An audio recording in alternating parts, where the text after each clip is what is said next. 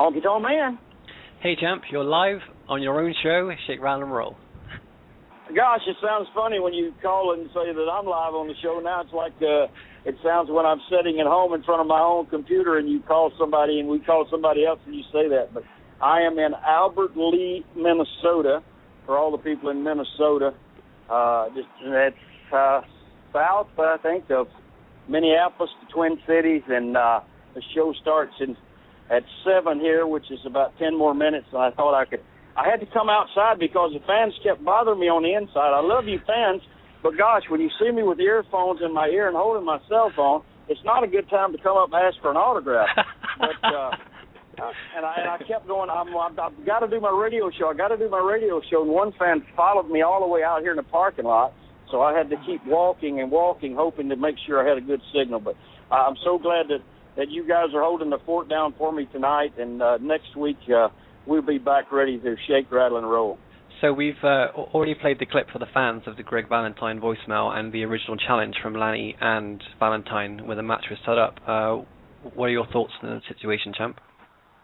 That is the most bizarre thing that I've heard since that promoter that we had in Florida, that we played the tape of him. But Greg Valentine's been around the business long enough to know, and he's been a partner of mine with Rhythm and Blues and WWE, and we've been around the independent circuit for the indie wrestling shows for years, and for him to do that to that fella, and I know Devin, who is the promoter up in Canada. In fact, I'm going up there October the 8th, October 7th, 8th maybe, and for him I think are the dates. We might have to do another show from up there if that happens to fall on a Thursday. But to tell someone, unless you send me more money, I'm not coming, and then the guy sends you the money, and then you still don't show up. To me, it's not the right thing to do. I'm not going to say that I'm a saint or I've done everything correct in my life or in my professional life, but I have never asked someone to send me more money and then turn around and then not show up at all. Yeah, it's an absolutely horrible situation. I mean, is it the kind of thing that Valentine's been known for in the past? Well, everyone has a history. I missed the Insane Clown Posse show because of, of travel arrangements that were not correct. But I didn't turn around then and say, if you send me more money, I'll go ahead and make this thing. It's the fact that you ask for more money. I understand sometimes travel arrangements aren't done the way they should be done, but by the same token, you call the fellow up and you say, hey, I don't like these arrangements. I'm not going to be there for this particular show.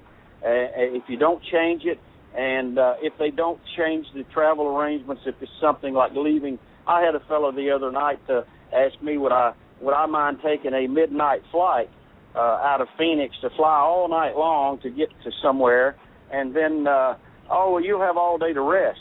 Well, you sleep all day and then you're up all night the next night, so you're totally upside down. And the thing about it is this, and I did one of these U-shoots the other day for my fella Dave Savick up here in Duluth, Minnesota, heavy on wrestling, and is the name of his company.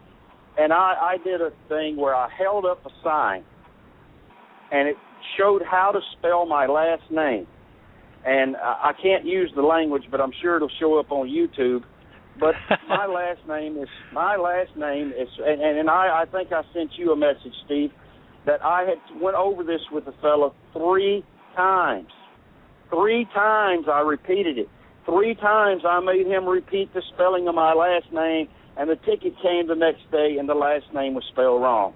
Well, for some people, once again, they think it's not a big deal. But I can promise you, if you try to go through airport security and your name is not what's on your ID card, you are not going to get through security. You're going to turn around and take your young ass back home.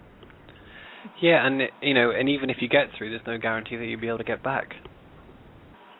Well, yeah, that's right. I mean, even if you do get through. I was in Seattle once this year already, and the fellow said, how do you spell your last name? And I spelled it for him, and he checked my ID, and he said, okay, you're good to go. But there again, they're asking for the spelling of the name to be correct. And for you promoters out there, look, if you can't get my name spelled right after I tell you how to do it, then don't even bother with me. Just leave me at home.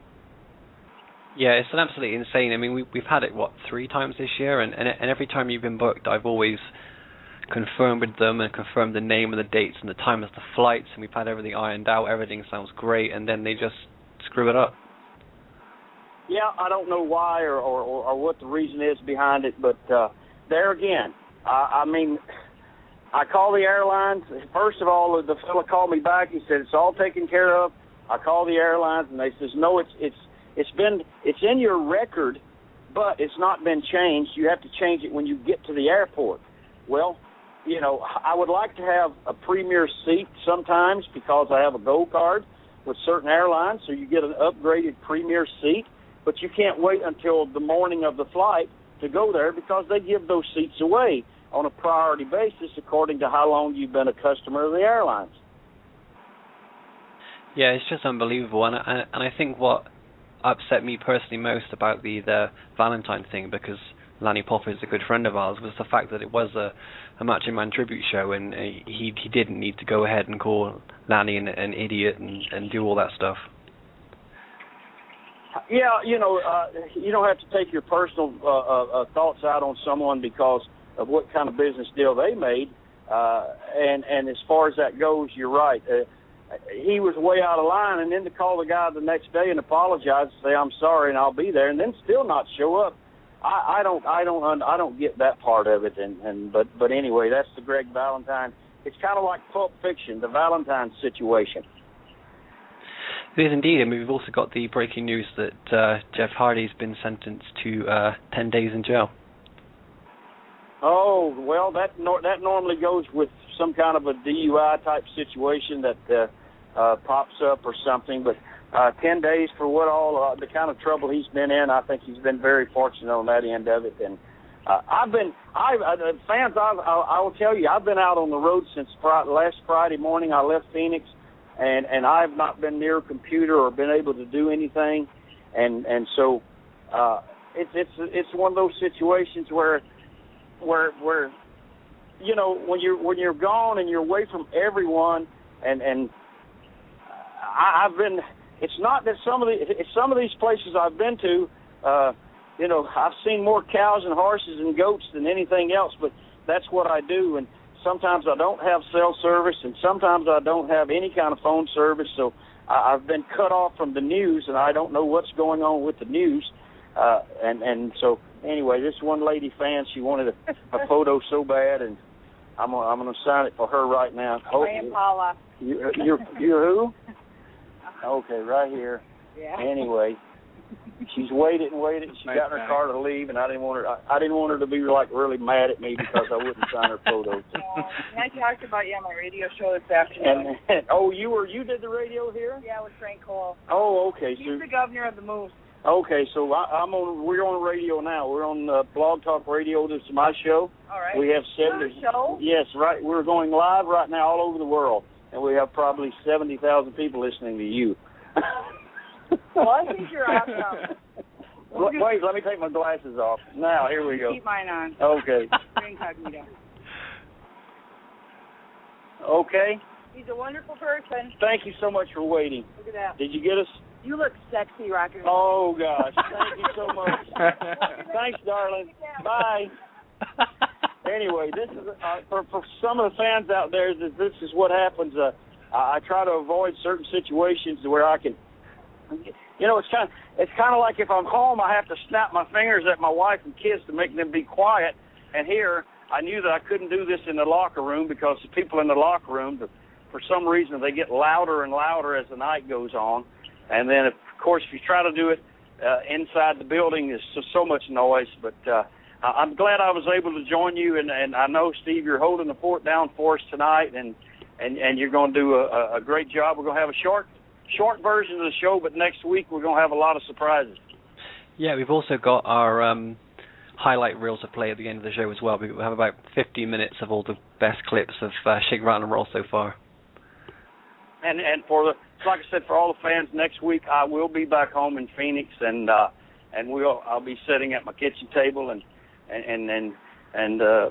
everything will be so much better, and I'll be caught up on all the news and everything that's going on. So I'll let you finish the show up for the next few minutes, Steve, and for all the fans out there. Thank you all so much for tuning in. You made us probably one of the #1 rated wrestling talk shows in the world, and thank you all so much. We have a blast. Okay, champ. Well, thanks so much for being with us tonight, and have an awesome night. Okay, I will. In fact, I have to wrestle twice tonight. So, and one of my tag team partners a midget. So, anyway, you guys have fun. Hold the fort down. I'll be back next week. You too, champ. Speak to you soon. Bye-bye. That was a sexy honky tonk man on the phone there, Felix. He's such a great guy. Very cool.